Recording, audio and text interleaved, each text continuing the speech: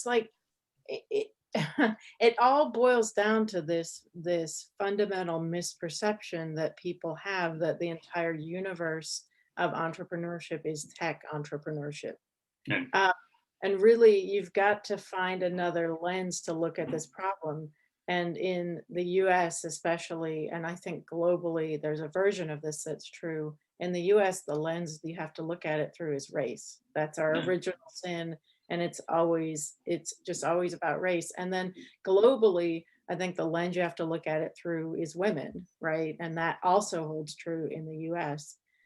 And so within the tech space, there is a tiny number of women, especially women of color, who get funded by the venture capital system. So that is a problem.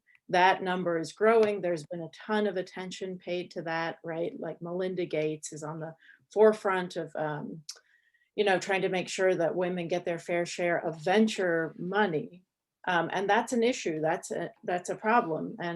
But the bigger and broader problem is that women who want to start businesses of all kinds don't get the funding they need, and people of color don't get the funding they need. So to focus only on the tech economy and the trends within that is somewhat harmful. It is harmful to the conversation we need to have about how to create a just and better functioning economy in the US. And I think there are versions of this that play out around the world.